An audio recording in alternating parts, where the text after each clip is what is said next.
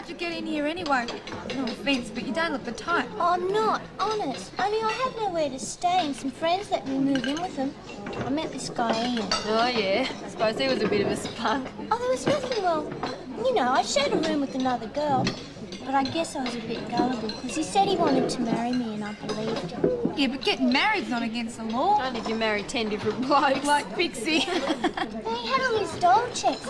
He said they were for mates who were away and he promised to send him the cash. Well, I didn't think he'd lie to me, so I signed some and cashed them. And I thought I was dumb. The old nick the doll checks from the letterbox caper, eh?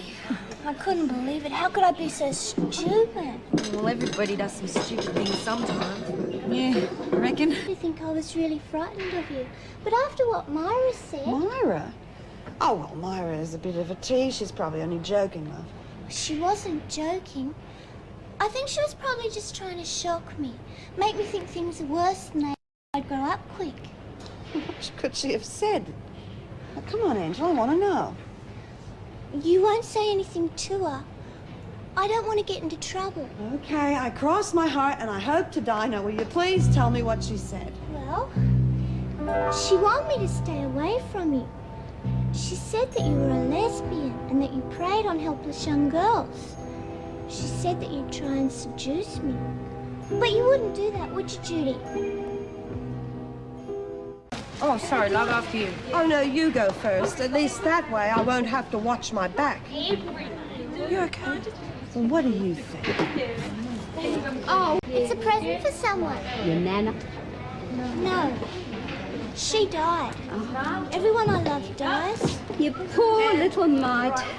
Marlene told me about your mum and dad. Accident, wasn't it? The house burned down and they couldn't get out. I still remember the smoke, it was so thick, it was choking, and the flames were so hot. Dreadful. But I thought Marlene said you were away when it happened. No, I wasn't there. But I've heard it so many times, I imagine what it was like. I have nightmares sometimes. We were so close.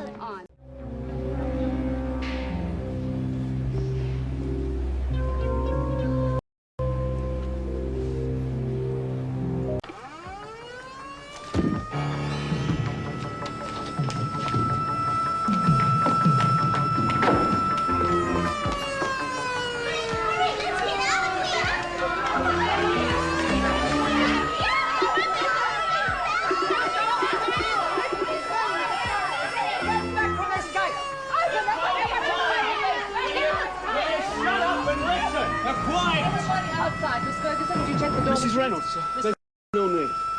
What do you mean? I've checked, there's no fire. And I've just contacted the other blocks. Looks like a false alarm. Miss Rogers, will you get that thing turned off? And call the fire brigade and say we're sorry, but the alarm system's playing up again. There's nothing wrong with the system. It's been got out. Are you sure? The alarm unit in the Sharplook corridor. You heard Mr. Cruikshank? Now, who set that alarm off? Well? Right, you've lost buyout privilege until further notice. Oh, and if there's any more trouble, you lose the marathon as well. Mr. Cruikshank, get them back to the rec room, would you? Come on. Don't you walk away from me. Let go! Watch it, Adams. You haven't got your friends to look after you now. What the hell do you think you're doing? Trying to get away from you, Miss Ferguson. And you let me go. Do it or I'll scream rape. Oh, get on the queue, Adams. That's been tried before, and I'm still here. Well, I don't try, Ferguson. I do. I'm different. And do you want to know why? It's because people believe me. I mean, it's awfully nice of them.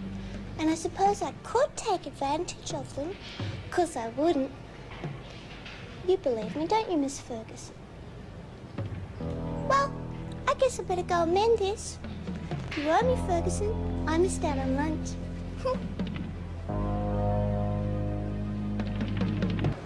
All right, Adams, just a moment. What's happened here to your shirt? Look, could I have a word with you, Mrs. Morris? You were told to move out, Adams. She'll be along in a moment. Miss Ferguson? I just didn't want you to think I was saying nasty things about you, too. I know you saw Marlene talking to me. What nasty things? What are you talking about? It doesn't matter. Come on, let's join the others. No. What'd you say? Well, the more I think about it, the sillier I feel.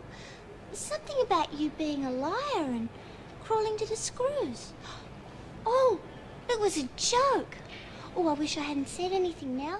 I'm sorry, Doc.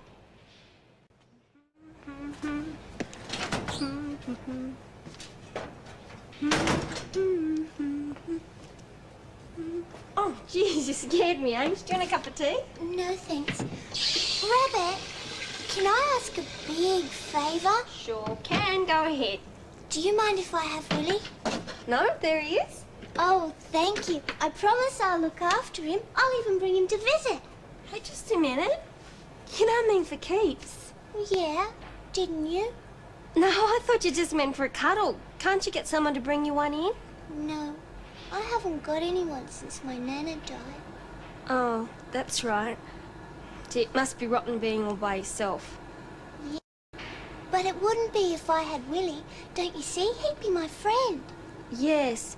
Well, I'd really love to, Ange, but I can't. You see, my dad gave him to me, and that makes him very special. So, I don't mind if you just want him for a cuddle or something, for a lend, but I can't give him to you. Hey, I've got a great idea. Why don't I get my dad to bring you one in next time he comes for a visit, hey? Thank you.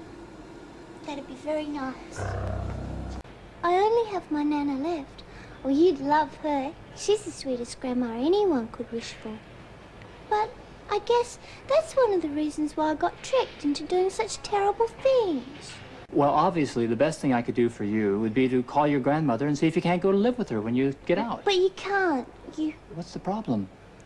Well, it's just that her health hasn't been too good lately, and if she finds out that I'm in prison, well, it could kill her.